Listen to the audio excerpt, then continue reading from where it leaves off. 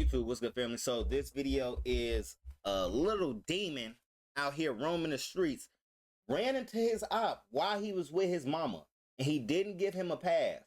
They saying that he was willing to shoot the guy with his mama and told the whole thing on live.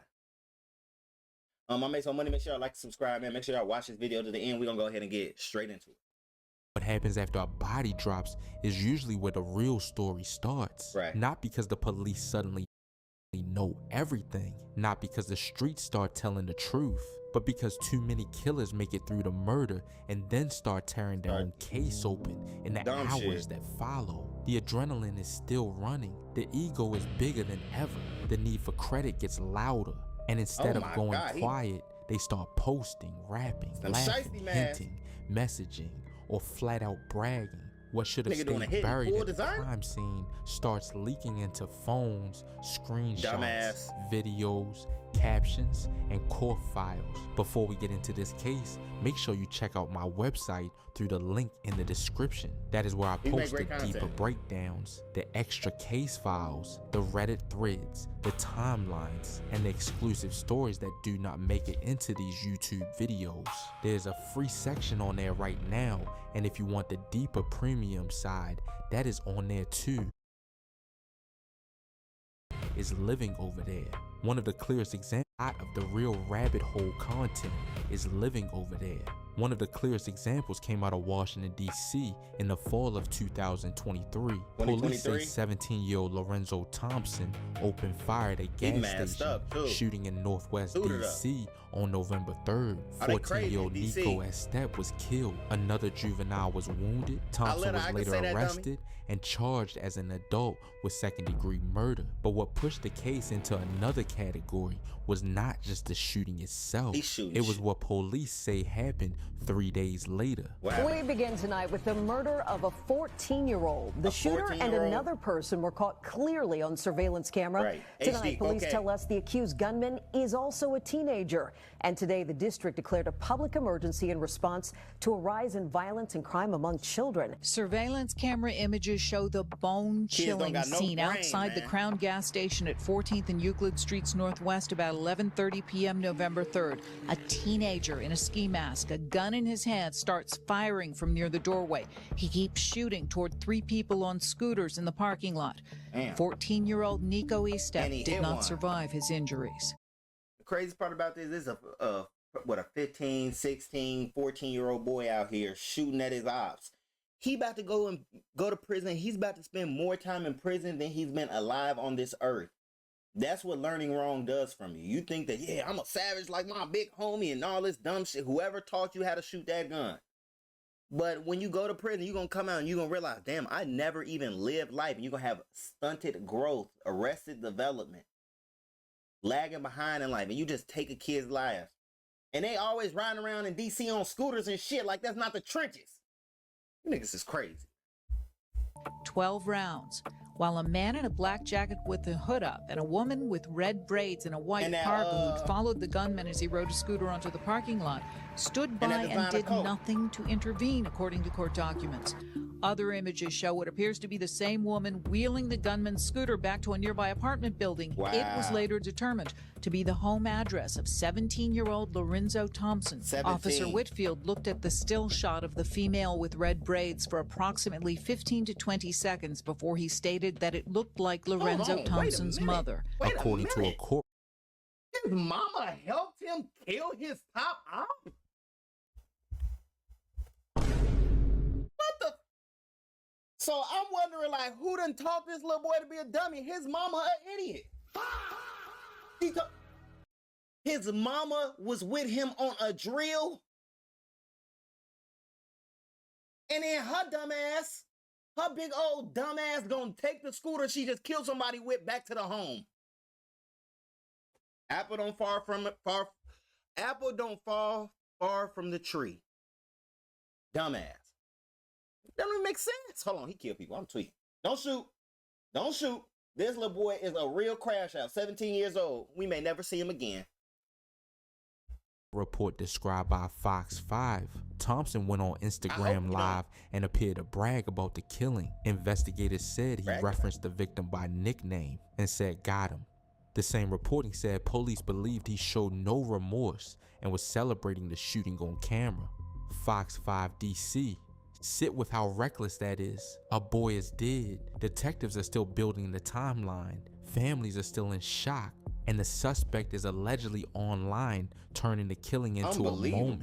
That is not just carelessness. That is the sickness underneath a lot of these street cases now. The body drops, and instead of the shooter shrinking into silence, he reaches for the audience. Then there is Lakeland, Florida, where the self-snitching took a different form, but the same ego sat underneath it. In December of 2022, Polk County detectives say LaDarion Chandler shot John McGee in the back inside Lakeland's Secret Cove subdivision. McGee later died on January 9th. The sheriff's office said Chandler was a documented gang member, that the victim belonged to a rival gang, and that we gotta stop calling these people rappers, bro. These guys ain't never got a rap check, never made $1 off this shit. All they are is confessing the crimes in the hood. And the moment any nigga turn a beat on and confess to a crime, we immediately call him rapper. No, this nigga is a felon murderer. For real. Detectives later found a rap video on Chandler's social media talking about shooting somebody in the back, a detail they said had not been made public. The lyric that drew attention was brutal in how direct it sounded. I hit his back. Investigators treated that like more than music. They treated it like a suspect wrapping his own case into the performance. Polk County Sheriff's Office. Shit, that is what makes this case so dark. The murder does not end at the shooting. It allegedly keeps going through the content, through the self-mythology, through the performance of being feared. A lot of people hear a lyric and think the only question is whether it sounds tough. Tried to run, I ate his back. Glock shoot like a mat. Third ass dead, knowing where to find me at. That nigga not a rapper, man. That hear shit something else. Timing, detail, motive, proximity to facts that were not supposed to be public yet. That is why this kind of self-exposure can be so dangerous. The suspect is trying to sound bigger than the crime, but instead he starts sounding emotionally locked to it. Polk County Sheriff's Office. What makes Chandler's case even more important is that it shows how the street, the music, and the violence can start feeding each other. That's a thug. Give that was John McGee. But on December the 17th, just more than 2 months after he was released from prison, he was shot in the back. He was expected to recover. We started the investigation. And as the investigation went on, 24 days later, he died. Damn. In the hospital. Now, some of you may say, well, what kind of hospital care was that? They were giving him the best hospital care. But as he started to get better, he refused to take the medicine that they said he had to have in order for his body to heal. Now, during this period of time, we're talking with him because we're trying to determine who shot him. He would not cooperate. He not snitching? What little bit he said, he lied to us, and he lied to us, and then he refused to take his medicine. So we're up at the hospital now, not only as detectives, but trying to say, hey, dude, you have got to take your medicine. But like, there's something wrong with these people. Like, a lot of the streets is mental illness, so they're able to save you from a body. First off, you think a nigga finna shoot me in the back and I'm not finna tell on his ass, man? Fuck you. I'm not with the gangsterism to this extent, fool. No. So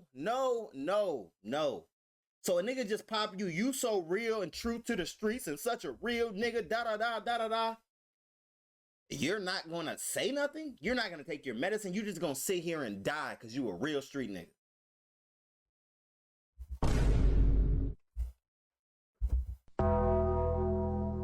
Yeah, man. He was going to get well and go back and use your brain, revenge on his own against this other opposing gang member. Then there is Fort Wayne, Indiana, where the self-snitching looked less like one clean confession and more like a digital trail of ego. Authorities say 20-year-old Jathan Maxwell was shot and killed in July of 2024. Months later, Cameron Kaiser Jr. was charged with murder. But what made the case stand out was the post-shooting online behavior investigators described in court documents. According to reporting, Kaiser allegedly posted headshot after the killing. He also put out a YouTube rap where he said, "I gotta finish the beef they started."